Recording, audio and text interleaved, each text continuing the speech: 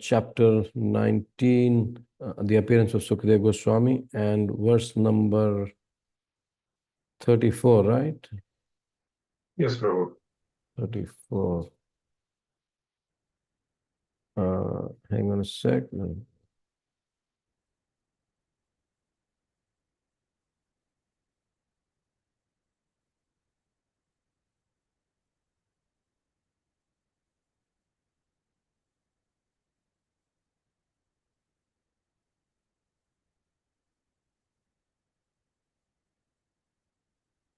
Umagyanatimirandhasya jnananjana shalakaya chakshurunmilitam yena tasmai Shri Guruve namaha. Nama Om Vishnupadaya Krishna Prasthaya Bhutale Srimad Bhaktivedanta Swami Namine Namaste Saraswati Devi Gaurvani Pracharine Nirvishesha Shunyavadi Paschatya Deshatarine Jai Shri Krishna Chaitanya Prabhu Nityananda Shri Advaita Gadadhara Shivasadi Gaur Bhaktavrinda Hare Krishna Krishna Krishna Hare Hare Hare Ram Ram Ram Hare Hare.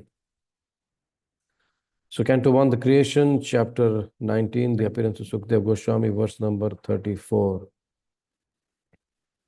Sanidhyate mahayogin patakani mahantyapi sadyo nashyanti vaipumsham vishnore suretaraha. Sanidhyate mahayogin patakani mahantyapi sadyo nashyanti vaipumsham vishnore suretaraha. Sanidhyate mahayogin patakani mahantyapi sadyo nashyanti vaipumsham vishnore suretaraha. Synonym, translation and purport by His Divine Grace A.C. Bhaktivedanta Swami Srila Prabhupada ki jai. Sanidhyat, on account of the presence, te, your, Mahayogin, O great mystic, Patakani, sins, Mahanti, invulnerable, Api, in spite of, Sadhyaha, immediately, Nashyanti, vanquished, Vai, certainly, Pumsham, of a person, Vishnu, like the presence of the personality of Godhead, Eva, like Sura Itaraha, other than the demigods. Translation. Just as the atheist cannot remain in the presence of the personality of Godhead, so also the invulnerable sins of a man are immediately vanquished in your presence, O saint, O great mystic. Purport. There are two classes of human beings, namely the atheist and the devotees of the Lord. The devotee of the Lord, because of manifesting godly qualities, is called a demigod, whereas the atheist is called a demon. The demon cannot stand in the presence of Vishnu, the personality of Godhead. The demons are always busy in trying to vanquish the personality of Godhead. But factually, as soon as the personality of Godhead appears, by either his transcendental name, form, attributes, pastimes, paraphernalia, or variegatedness, the demon is at once vanquished. It's beautiful. It's said that a ghost cannot remain as soon as the holy name of the Lord is chanted. The great saints and devotees of the Lord are in the list of his paraphernalia. And thus, as soon as a saintly devotee is present, the ghostly sins are at once vanquished. That is the verdict of all Vedic literatures. One is recommended, therefore, to associate only with saintly devotees so that the worldly demons and ghosts cannot exert their sinister influence. Translation again. Just as the atheist cannot remain in the presence of the personality of Godhead, so also the invulnerable sins of a man are immediately vanquished in your presence, O saint, O great mystic. Narayanam namaskritya naram chaiva narotamam devim saraswatim vyasam tato jayam udiriyet. Nashtaprayeshu bhadreshu nityam bhagavata sevaya bhagavati uttama shloke bhaktir bhavati naishtaki. So here we can see Srila Śukadeva Goswami is using some very sweet words to welcome, Parikshit Maharaj is using very sweet words to welcome Srila Śukadeva Goswami. And then in this verse, very beautifully, he's comparing the wonderful quality of Śukadeva Gosvāmī, a Vaishnava quality, that yes, when you are around the sin, again he describes the sin as invulnerable, mahanti, patakani mahanti. The greatest, the invulnerable sin. The sin is invulnerable. The sin will go anywhere, but you cannot, penetrate through sin because it's such a strong personality. We see the personality of Kali. He actually also tricked Parikshit Maharaj into staying because, of course, the time had come, and Parikshit Maharaj agreed with the will of the Lord that yes, the time has come, so I will have to allow the personality of Kali, the personality of sin, to stay in some places. But then now, as we know, just only 5,000 years have gone by, and we can see the sin is like all pervading everywhere. And as yesterday, Vedavi Mataji very nicely quoted Vajvihari Prabhu, he says, the amount of time we live, the amount of time we get contaminated. So this is the power of sin in this day and age. But then again, we have this, the comfort, the solace, very easy.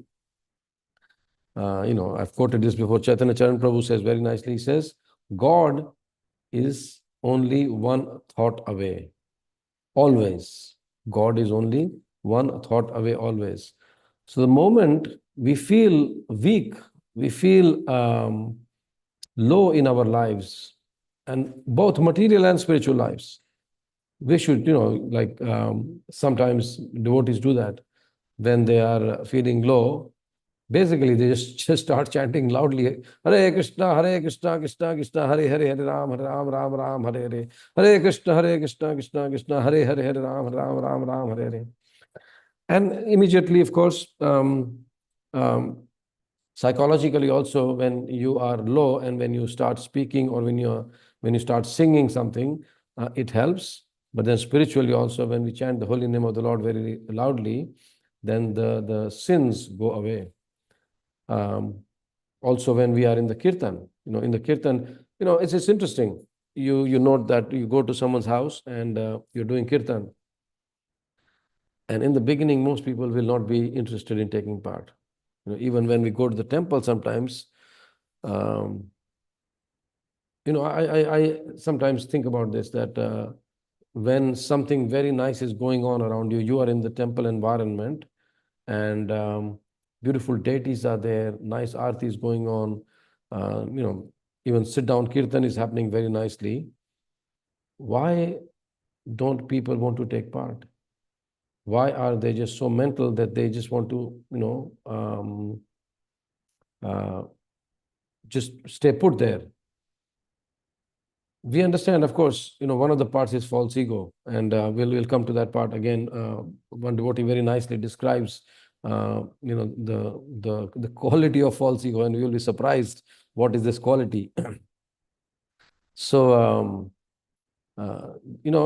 people don't take part. Then we understand also that when we are in the kirtan and when we start chanting, along with our chanting, when we start clapping, Radhanath Maharaj says that when you clap, the sins, the birds of the sins fly away from that noise. So when we are chanting, standing, when we are clapping, when we are taking part in the kirtan, the sins are going away. So just as it said here, that the holy name of the Lord, as a ghost will not remain as soon as the holy name of the Lord is chanted. And then Prabhupada mentions very beautifully here, the great saints and devotees of the Lord are in the list of his paraphernalia. Just imagine, tadiya, we hear the word tadiya very often. And Krishna says that more than worship of me, I like the worship of my devotees. So when we glorify these devotees wonderfully, Krishna becomes very, very happy. And of course, in the 16th chapter of Bhagavad Gita, it's a whole chapter dedicated to who is a devotee and who is a demon. And Krishna starts the first verse, okay, who is a devotee? And the first verse is Abhayam. The first quality is Abhayam, fearlessness. So devotee has to be fearless. Here we see Parikshit Maharaj is fearless. Śukadeva Gosvāmī, of course, is fearless. He's not afraid of any social customs and all that. He's completely naked. And he comes, he's not even worried, the women and children of the village are throwing stones and mud at him. He's completely, aloof from all these things. So qualities described are abhyam sattva samshuddhir jnana yoga vyavasthitihi danam damasya yagnascha swadhyayas tap arjavam. So these are qualities given of the devotees, of the saintly people. And then only 3 verses, of course, a lot of qualities are given here, 28 qualities are given here. And Krishnadas Kaviraj also in Chaitanya Charitamrita, he gives the 26 qualities of the devotees. And some of you would have seen the book Acharya with the black and white photos of Srila Prabhupada. Each photo, there are 26 photos, and each photo is showing one of the qualities of Srila Prabhupada, the 26 qualities. So this way we can see the divine qualities are given. But then Krishna describes in so many more verses the demoniac qualities. Like so many, I think there are 20 or so verses in the 16th chapter. Krishna speaks about the demoniac qualities. And of course, in Kali Yuga, we can see that these demoniac qualities are present, all around us, all around us. We see also nice people, we've discussed it before. We also see some nice people who are around us, but they are not, devotees. And there's still distinction. Sometimes when we meet people, recently I had met a person who did some work at my house, such a nice person. And somehow I thought that this person, if he's just Krishna conscious, how beautiful his life would be. He's doing all this work, such a nice person, how beautiful his life would be if he becomes Krishna conscious. In the Bhagavatam, it's described the famous verse, Yasyasti bhaktir bhagavati akinchana sarvair gunas tatra samasate sura harava bhaktasya kuto mahadguna manorathena sati dhavato bahi. Yes, when we are, developing unalloyed devotion for the Lord, for Lord Vishnu, for Vasudeva, yasyasti bhakti bhagavati akinchana.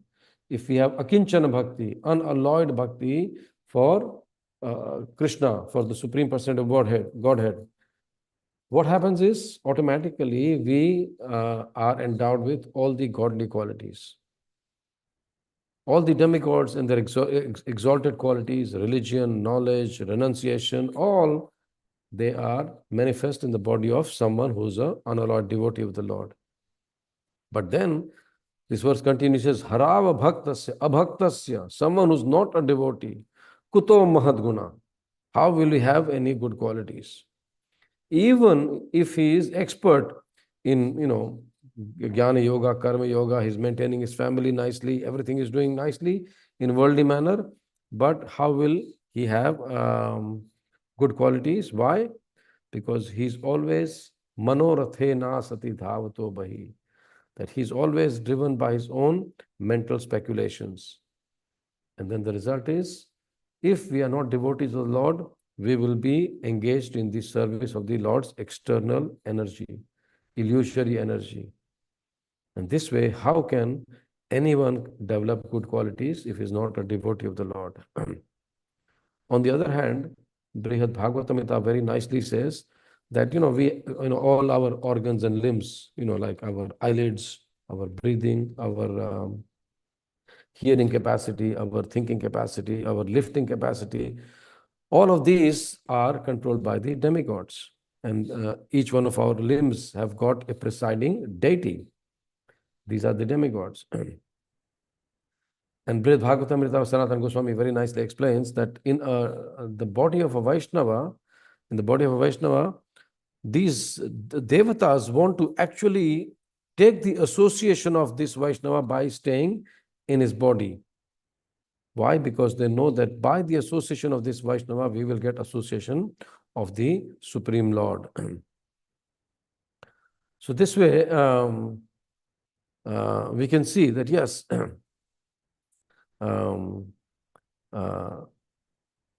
when the Vaishnava is present, when the holy name is present, when the devotees are present, there's no question of any ghost or sin or anything being present. The names of Krishna, the names of the scriptures. My spiritual master is just giving a class, and even the names of the scriptures, he makes the devotee pronounce. The names of the devotees, when you also speak about Śukadeva Gosvāmī, Parikshit Maharaj, Yudhishthir, Arjun, when you speak about these devotees, just by reciting their names, we get purified.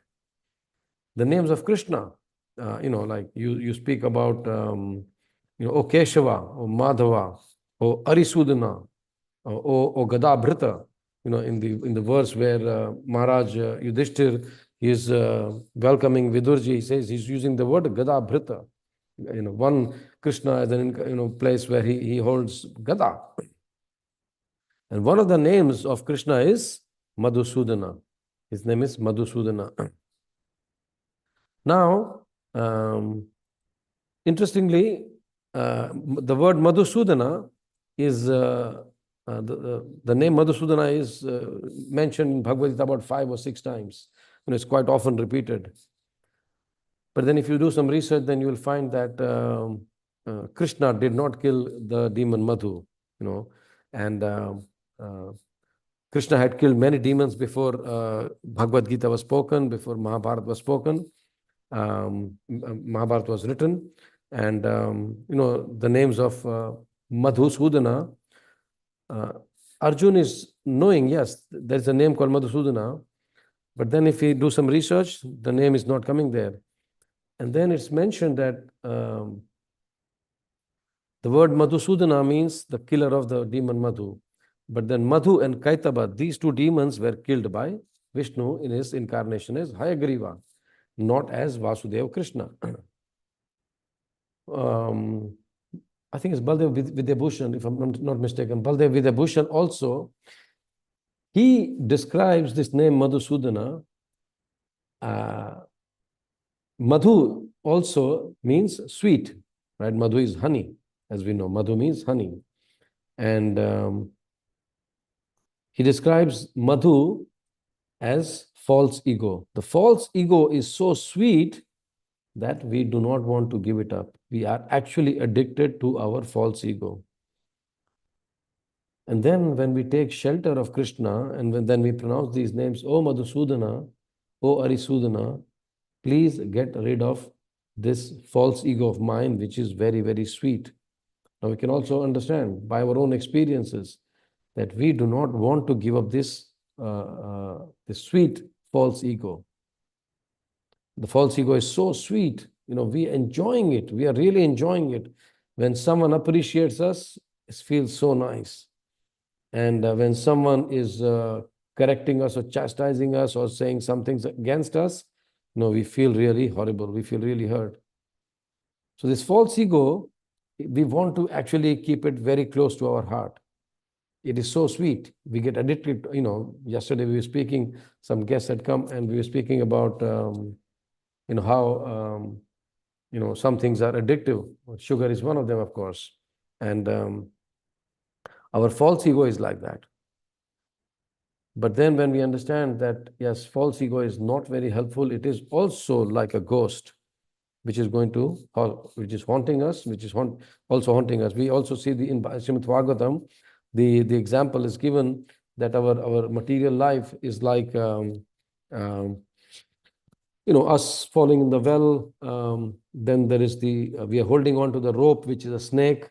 Then there is a tiger on the ground waiting for us to come up. And then the black and white mice, the day and night, is chipping away at the rope of the branch we are holding, the day and night. So this is our life. But then little drop of honey, which comes from the tree, even in such a precarious situation, we are holding on and we are enjoying that honey. So in this life, when we are surrounded by all these atheists, all these demons, in the form of the billboards, in the form of all the material requirements, of all the desires. When we understand that, yes, the false ego in the form of this, the honey in the form of this false ego is actually making us more and more entangled, making us more and more attracted towards the material life. The only solution we have is the holy name of the Lord. Prabhupada says here, again I'm repeating, it is said that a ghost cannot remain as soon as the holy name of the Lord is chanted. And Prabhupada says here very nicely that yes, the demon cannot stand the presence of Vishnu. So as soon as we start chanting the holy name, the false ego goes away. We understand our position as Jivera Swarup Hoy Krishna Nitya Das. And this way, when we associate with the holy name, when we associate with the saintly devotees, we associate with the scriptures like Srimad Bhagavad Gita, Srimad Bhāgavatam, then the atheist and the ghost, the sins, they will all disappear from our lives. But this is a continuous process. We just cannot say, okay, half an hour I have heard this, and then 23.5 hours I will do what I want to do. No. That's why the whole process of morning program is given. Not only us, we have to perfect our lives, but also we have to understand that, what is the verse? Bharata bhumi la janma hoy la yar, jivana sarthaka kare, kara par upkar. It's our duty that we perfect our lives, get rid of our false ego, establish ourselves in the true ego of being Krishna's servant, but at the same time help others. And that's why if you see me in the temple on a Saturday, about 6:05, 6:10, 10 past 5, 10 past 6, I'll be shouting at the top of my voice. In 5 minutes, the Tulsi Aarti is starting. In 5 minutes, the class is starting. So really, our job is we have got this whole establishment. Devotees are working so hard to maintain this establishment. Most of us, you do not know what goes behind the scene. It is only for 2-3 hours in a week, we come there. But even then, if we waste our time in chit-chatting and all that, and that's why I say, if you have no service, please come for the Tulsi Aarti. If you have no service, please come for the class. Otherwise, it's just a waste of time. Prabhupada said, you are given instruction, you are given the guidance, but if you don't act, it means nothing. It means we should be present, we should be aware that yes, there are guests here who should take advantage of what's happening in the temple. Yes, introduction is there, we are speaking to them, but at the same time, we should cultivate this intelligence, we should cultivate their expertise, that we should be taking them to the proceedings in the temple. Tulsi Aarti is going on, it is so purifying, and the class is going on. If we don't act, then Prabhupada says, what is the point? So this way, when we associate ourselves and make others associate with the holy name, with the Lord. Last Sunday, we were in Mount Gravad show doing the Harinam, and almost everywhere we were kicked out from. We were chanting at one place. They said, no, you cannot chant here. The Mount Gravad show has taken over the entire showgrounds. We went outside the marketplace. We were chanting. We were kicked out from there. And from there, we walked up to the Logan main road. And it was so much muddy. Everyone's shoes, dhotis, saris, they got dirty. But we still went out and chanted the holy names, gave the mantra cards to people, spoke to them nicely, made them chant and dance. So this way, somehow or the other, we have to associate with the holy name, with the Lord, and also help others so that they can get the benefit. Any questions or comments on this verse before we move to the next verse?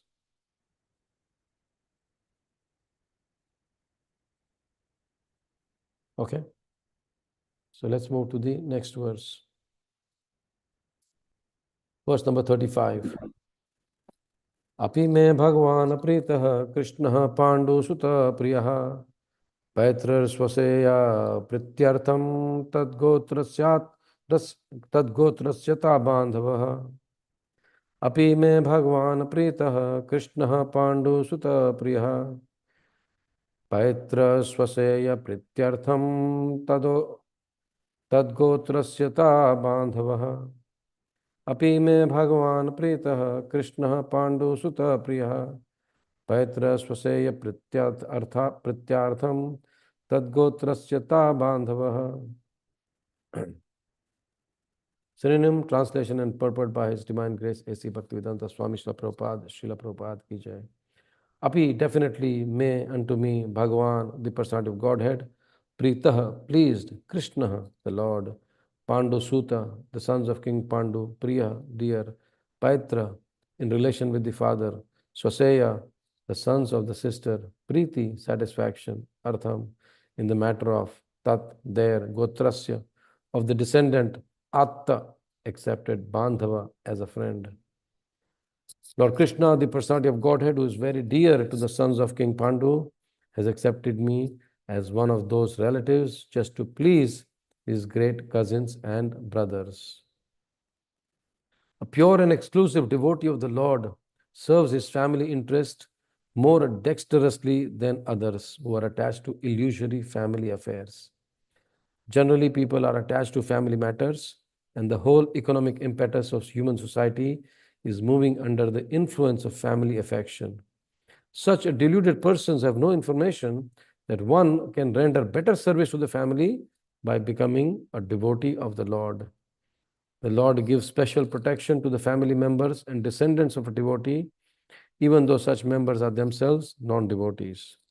Maharaj Prahlad was a great devotee of the Lord, but his father Hiranyakashipu was a great atheist and declared enemy of the Lord.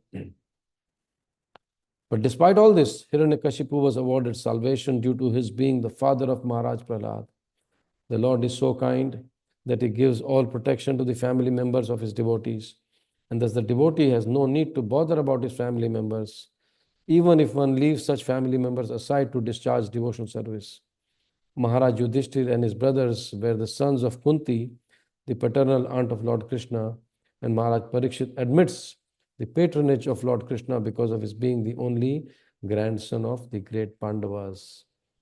So a testing purport for us all. How much attracted are we to our families? Yes, the scriptures say that you cannot be a father, you cannot be a king, you cannot be a guru if you cannot deliver your dependents. So that is our main function also. Of course, as family, we live in this world. But when we grow in our spiritual life, we should read these verses and intelligently discuss and think. Yesterday, Gaur Prem Prabhu asked a question, which was, okay, what happens if we discuss these things and, the word is spread around us. I actually called him later on, but we missed each other's calls. But, these points are to be discussed to see how in our own lives we can make our families our own relatives. And we also see examples where, when we try to speak about devotional service and about Krishna to our other family members, some of them will take up very enthusiastically, and some of them will remain neutral. Some of them will be, okay, good luck to you. But somehow or the other, we should encourage our family members to become Krishna conscious. And when we see, when we put Krishna in the center, and we see every jiva as the part and parcel of Krishna, the service becomes much more effective. And I personally have experience of, serving my family members, and somehow or the other, of course, now everyone is favorable and they know now that this is the way to go. And somehow we encourage everyone. It's just 1 minute left. I don't think I will do proper justice to this verse.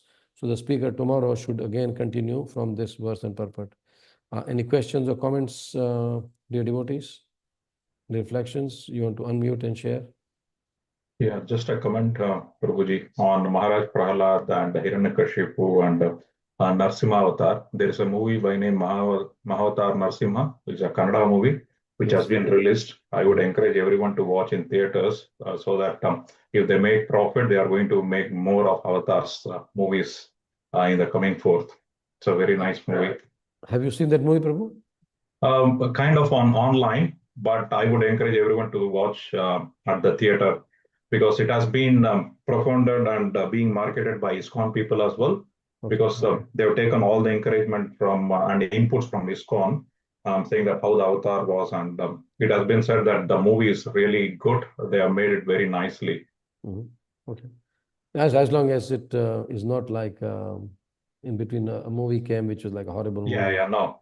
It's What is not that? like that too. Like most of them, it has been encouraged by ISKCON people only, Sure. promoted by ISKCON to go and watch in theaters. So I would encourage not to watch on online, but to go and watch in the theaters so that they can release more of Avatar movies.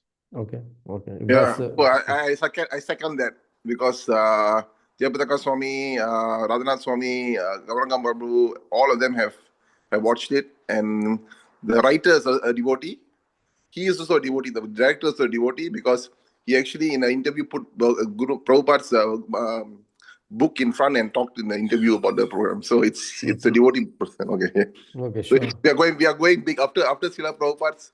The movie that was created, the Yadubara Prabhu. This is the next wave. Okay, so the only sense gratification allowed is watching this movie. Hare Krishna. Anyone else you want to say something? Hare Krishna, Prabhu. Just one comment. As you mentioned, that the only purpose of having these programs that we are doing now, and also at the temple on the weekend, is so that people get the benefit of sitting down and hearing and chanting. And I would go one step further, that even if you have services or meetings, then see that if those services and meeting can be scheduled for an alternate time. There are 24 hours times 7 days a week, and these programs are only held 2 hours per week. And so if everything else, including services, can be scheduled apart from the time when the classes are going on, kirtan and chanting is going on, that would be a much, much better arrangement, because ultimately sitting down, hearing and chanting is the greatest service, because as we grow older and we are not able to do any services with our hands, our legs, any physical services, then the mind needs to be absorbed in thinking of the Lord. And if hearing and chanting is not fixed at a younger age, then in the older age, it will become very, very difficult to stay sane when we are confined to immobility and within the confinements of the four walls. The four walls will eat us up. So while the opportunity is there, let's make the most of it by having satsanga. It doesn't mean that we cannot associate in outside that confinement, but we should make arrangements that services and meetings are held outside of those hours. Thank you, Prabhu. Thank you, Prabhu. Yes, this actually is on my heart, but when I announce it, unfortunately, because there are other people present also, so I just announce it that if we are doing service, then you can stay here. But yes, what you say is correct. Also, if we intelligently plan ourselves, the whole idea of keeping the prasadam in the beginning is that we can associate with people twice. Once while taking prasadam, and then again, because the program ends very early, almost 7:45 or 8 o'clock, and then there's still 15-20 minutes before people start going home. You can associate at that time also. So there is quite a lot of opportunities to associate with people and encourage them in their Krishna consciousness. Thank you very much. Anyone else wants to share something? Okay, may you all have a wonderful devotional day. Tomorrow morning, Krishna willing, we'll see you at 6:30. And as I said, the speaker should continue with this verse, because I have not done enough justice to verse number 35. Granth-raj Srimad Bhāgavatam ki jai, Jagat Guru Srila Prabhupada ki jai. Hare Krishna. Hare Krishna, Prabhu. Thank you. Hare Krishna, Prabhu. Thank you, Prabhu. Thank you for a beautiful class, and Hare Krishna to everyone. Hari Bol. Hare Krishna. Thank you, Prabhu.